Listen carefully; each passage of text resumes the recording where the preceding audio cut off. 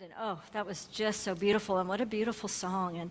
And I love that you chose that song today. Natalie and I have some communication about what music we're going to have, but I believe in the children, right?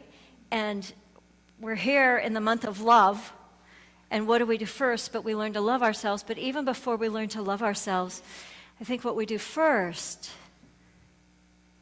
is we land into a place of possibility in our awareness. We are loved by God, by Spirit, by creation. And for some of us, well, most of us in this room, we don't know that yet. We know it, but we don't know it yet. But then I was thinking about these kids that the Dallas Children's Advocacy Center serves. 4,000, I'm trying to do the math. I got a little lost on the song because I'm trying to do the math. That's like 80-some kids a week. You know, you looked, how many kids were up here? Like 15. Think about 80-some kids, new clients, every single week. Itty-bitty ones. It will break your heart open. And to have your heart broken open is the best thing that can ever happen to you. Not because of what happens to anybody, but because when your heart is broken wide open, it's open for love. It's open for God. It's open for Spirit. It's open for connection. It's open to know and discover that deeper place, that place that so many of us might have touched, but we don't necessarily live all that time, that place that we live from an open heart. And so as we step into this month of February, we're going to be talking about love because we do.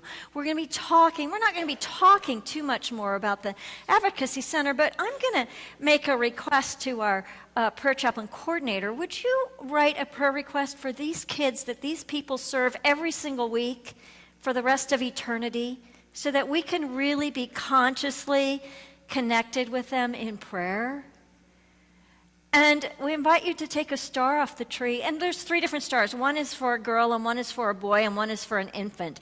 And there's lots of things listed. You can buy one thing, you can buy everything, you can buy as much as you want. But what we're going to do here also this month is we're going to infuse that. Each and every piece. You know, we're talking underwear and shoes and personal products and just things that these kids use, but we're going to infuse them with love. And what's going to happen to us in doing that is really we're going to step into a place of having a generous heart. When we talk about love, we'll go back to love and then we'll go back to the heart. We'll bounce today because it seems to be what's happening. We talk about love. What is love? Love is the greatest thing of all. In first book of John, not John the Gospel, but the other, First John, it says, if you know God, if you know love, you know God. If you know God, you know love, because God is love. And then from 1 Corinthians, it's one that's familiar to many of us. Love is patient. Love is kind. Love is not envious or boastful or arrogant or rude. It does not insist on its own way. It is not irritable or resentful. It does not rejoice in wrongdoing, but rejoices in the truth. It bears all things, believes all things, hopes all things, endures all things. Love never ends. For we know now only in part, but when the complete comes, the partial will come to an end. When I was a child, I spoke like a child, I thought like a child, I reasoned like a child. And when I became an adult, I put an end to childish ways. For now we see in a mirror dimly, but then we will see face to face. Now I know only in part, but then I will know fully, even as I have been fully known. And now faith, hope, and love abide, these 3. And the greatest of these is love. And truly, we know love only in part. Only in part. Only a little tiny glimmer. Even if we think we know love, even if we love to the ends of the world and back, even if we experience God's love to the ends of the cosmos and back, we still only know it in part because it hasn't fully integrated into our being. It hasn't fully integrated into the truth of who we are. Not what we do, but who we are, and then from who we be is what we do. So who we be, but we have to integrate it into who we are in order to be, in order to do. Now we can give, and we're talking about giving, and we're talking about generosity today, and we're talking about giving from a generous heart. But I have a qualifier. For those of us who are overgivers, right, who give from a place of depletion, who give because it's the only thing we know how to do, we're not talking about that. We're talking about a different place. We're talking about landing into a place in our being where our heart is open and where our heart is already full. And from that place, moving into the world with a generous heart. A couple of weeks ago, I got to spend some time in California I had a retreat workshop, and then I had an event that was, here's how she said. She said, it's a little bit woo-woo and a little bit business. There wasn't much business, so it was very woo-woo. So it was beautiful. I loved it. I had a fabulous time. So those of you who are woo-woo, just stick with me here. But it was so much for me about being filled up. You know how we go through life and we don't even know that we're depleted until we get full again? And then when we get full again, it's like, wow, I didn't even know how tired I was or how worn out I was or how empty I was. It was like that for me.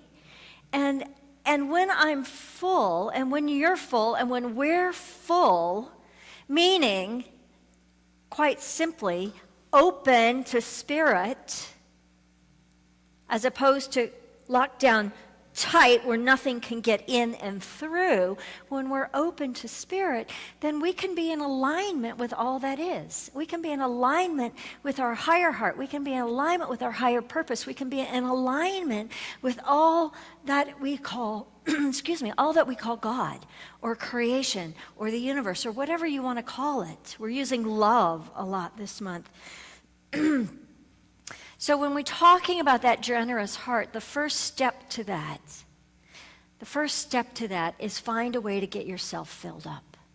Find a way to shift out of overwhelm and stress and uncomfortable and not happy. Find a way to shift from that into opening your heart, into allowing yourself to be filled by the universe. Sometimes it's as simple as landing your feet on the ground and opening your hands to the sun, and the sun happens to be behind the clouds, but that's okay. We know that the sun is there, and simply by doing that, or whatever it is that works for you, our prayer and meditation's a great way to do it. Feeling your heart's a great way to do it. There's a lot of ways to do it, but allow yourself to be filled, and then come into a place of a generous heart. David McClure, minister here many years ago. I don't know how many years ago, I forgot, but many years ago. Everybody, you know David. We talk about David. David McClure is a dear friend of ours. We've known him for many, many, many years, and he was ordained as a unity minister in 1960, I think, 59, 60, 61, somewhere around that time, which was about the time I was joining the planet. Which is really weird because I think David and I are the same age, so the math just doesn't work. But I've never been good at math, so it's okay. But David, last summer, was given a diagnosis, cancer terminal. They'd given him 6 months to live. So 6 months from last summer is about now, right? He keeps going to the doctors, and they keep clearing him. They keep saying, well, that tumor's shrunk, and well, that one's disappeared, and well, that one's changing. And David has found a way through his generous heart to ultimately have a physical healing in his body. He is so way good. He's got decades left on this planet. Now, I don't know how old he actually is, so decades might be a little, he could be 120, I don't know. But one of the things that he did when he got this diagnosis, and they said there's no more treatments, we're not going to do anything. And then there was a a test drug or something, and he got signed up for that study, and that actually has worked very well for him. But he stepped into a place where he became so consciously connected with Spirit and so consciously living his life choice by choice, day by day. And what he did on Facebook, I know a lot of you are his Facebook friends. Every day, multiple posts, positive affirmations, beautiful images, sometimes funny things. And the reason David's on my mind today, one of the reasons David's on my mind today, is there was an article in his local Spokane paper, Spokesman, and it was all about David, and he's getting ready to retire from Unity of Spokane, and they're hiring new ministers, and they're coming in March, and they're also good friends of ours. And so this whole article about really his journey, and I just want to read you make a couple of notes here. He said he's working on a book. It's called It's called Wait for Change. Wait for Change. And he says the lesson that he's learned through his life and through all his years as a Unity person, he was introduced to Unity as a 6-year-old kid, little tiny boy. He says, never, ever give up. The higher power has another plan. Never, ever, ever, never, ever, ever give up. And then he says this, and it's actually in the article. He doesn't say it, but this is the article. Talking about David. A Seattle Seahawks fan, I'm just quoting, he said that the team's improbable comeback win in overtime against Green Bay is a case in point. Never, ever, ever give up. Never give up. Wait for the change. But what David did was got very generous. Not from depletion, even as his body was depleted, even as his life force was being depleted. He never gave up. He went about giving. So because it is Super Bowl Sunday, I do have a joke. Let's hear it. A man had a 50-yard line tickets for the Super Bowl, and he went and he sat down, and there was an open seat next to him, and this other man number 2, came up, and he said, "Is this seat open?" He said, "Yeah, it is." "Could I sit there?" He said, "Sure, come on and sit down." "Well, what?" And the second man's like, "What in the world? Who in their right mind? How unbelievable. This is the biggest sporting event of all time, and I can't believe somebody with a seat like this wouldn't show up. I can't believe it. Who in the world would do that?" And the first man said, "Well, it's actually my seat. My wife and I, ever since we got married, have never missed a Super Bowl game, but she died."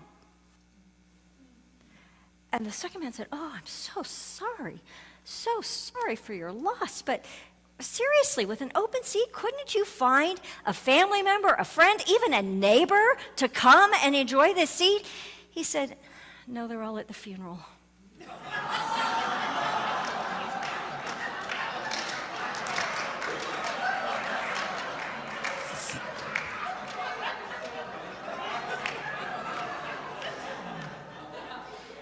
I know it was really bad because you laughed that hard. So please don't take offense. It's a joke. The other joke, this is sort of funny. You know, Seattle played Dallas a couple months back, and Rob sported his Seattle shirt and was like, "Oh yeah," and Dallas, you know, definitely took that game, shall we say, to be gentle, right? So Rob became a Dallas fan, so that's great. Everybody cheered, yay, yay. However, now that Seattle's in the Super Bowl, I really made him not wear the Seattle Seahawks t-shirt under a suit today. He wanted to. But here's the joke. Here's the cosmic joke. So we're going to Phoenix this week. We've got our winter meetings, our Unity Worldwide Ministry winter meetings, and so we're flying, and we get to see my parents, and it'll be just a really full week. And so we booked these really great tickets. It's like, oh, it's super cheap. It's like, yeah, let's do that. That'll work perfect. Well, the joke part is that we board at kickoff. It's a 3.5-hour flight to Phoenix, where the Super Bowl is.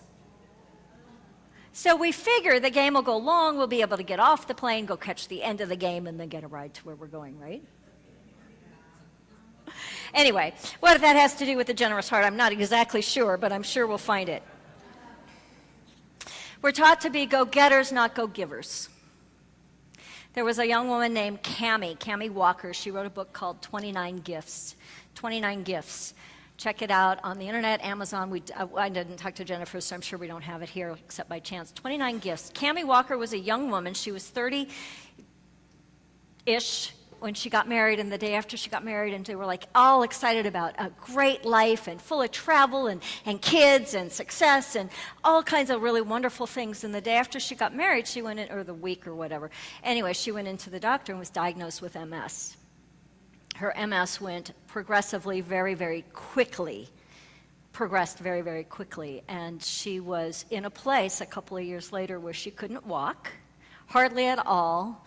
What little walking she did, she used a cane. It was very slow and very painful. She was depressed. She was angry. She was a huge victim in her life. She was absolutely miserable. She was suicidal. She was in and out of the hospital. She was in the hospital 4 different times in 6 months at one point.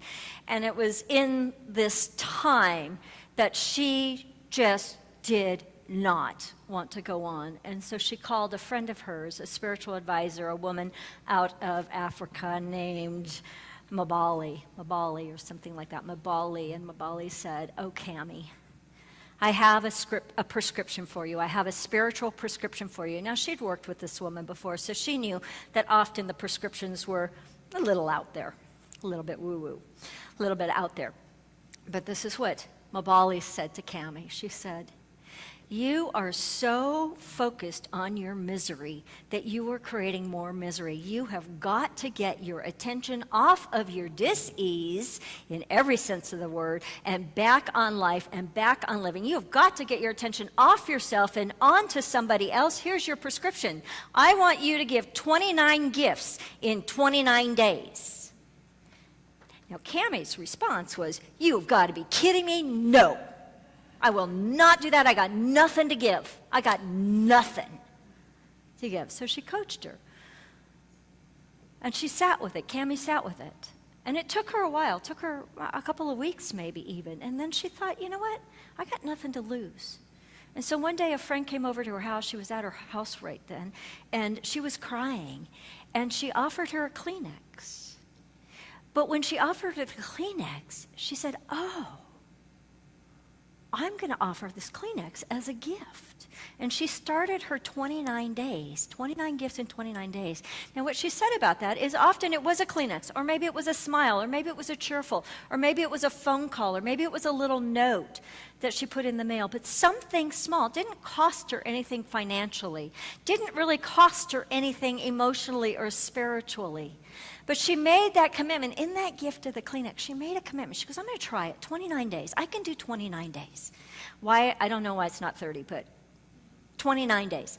And what she discovered then, 2 weeks later, 14 days, she noticed she hadn't used her cane in 3 days. She wasn't even aware of it. At the end of 21 days, she experienced what she said. It was a great line. Let's see if I can find it real. She felt a deep level psychic shift.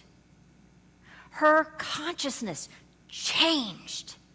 And she noticed that she was living life, that she was waking up in the morning with the thought of, "Oh, I wonder what I can give today. Oh, I wonder what will show up where I can give a gift today. I wonder." She woke up with a positive attitude. She woke up excited about what the day would bring. She woke up ready for something good to happen. And that was not her experience 29 days. So now she's got a national movement. You can find it, 29 Gifts, and you can sign up for the movement. It's a practice, it's a book, you can do it. And I encourage you to do it. But more than that, I encourage you to look at what would happen in our world if we began to lead with a generous heart. If we brought into our clothes closet, Be a Star campaign, a generous heart. If we brought to mind 4,000 kids a year who need a pair of socks or a toothbrush, if we brought them to mind, and from the place of generosity, from the place of making a difference, for the place of touching a heart and soul, we lived from that place. Now, I do want to mention that in the past, we've done bears in February. We're going to do bears, but when we talked to Ellen, she said bears are great and wonderful, but this is where our real need is. So we decided to do the clothes closet first. Probably in April, we'll do bears. So if you've already bought your bears, you can bring them or you can hold them. And then somebody at the board meeting the other night said, oh, make it a requirement to get into the annual meeting. Bring your bears. That'll get you in. So just make a note about that. But Sir John Templeton is a philanthropist. He died in 2008, but at 95 years old. But he was somebody who is known worldwide for, he's given over $1 billion away. He's given over $1 billion. He was huge support in the unity movement for many, many years. He funded all of the radio programs in the 80s and 90s, and he funded the Transformation Experience, and he funded most of Gary Simmons' work. Some of you know that. Making Peace with the Past and the Transformation Experience. He funded so many things, but he had a generous heart. He said that giving is a law of life, and that joy is a law of life, and that the virtue of generosity needs to be discovered and practiced as a universal moral urge. That impacted me. Generosity, the virtue of generosity needs to be discovered and practiced as a universal moral urge. I invite you into the practice of giving. I invite you to hugely consider participating in our Prosperity Plus program. And if you do, we're going to be asking you to tithe. Tricky sentence. We're going to be asking you to tithe for the 10 weeks of the program, but not only of your finances, also of your time, developing a prosperous heart, developing an abundant heart, developing a generous heart. Step into this month of February. Step in with the possibility of opening and softening your heart. When we have a generous heart, our heart is softer, it's bigger. When our heart is constricted, when our heart is opposite of generous, stingy, maybe, pick a word. We are tight, we are limited, we are hard, we are constricted. When we move into a generous heart, just simply with the thought, if you notice as you go out in your world this week that you're tight, there's something in your body or your mind or your life or your emotions or your relationships isn't working, notice it and go, what would happen if I brought a generous heart to this moment? And feel what will happen. Your heart will open. If you're willing, your mind will soften. You will become softer. You will be able to lead with the truth of who you are, which is a divine love light of God, of Spirit. And if every single one of us in this room today takes a practice of a generous heart, we have no idea what could happen.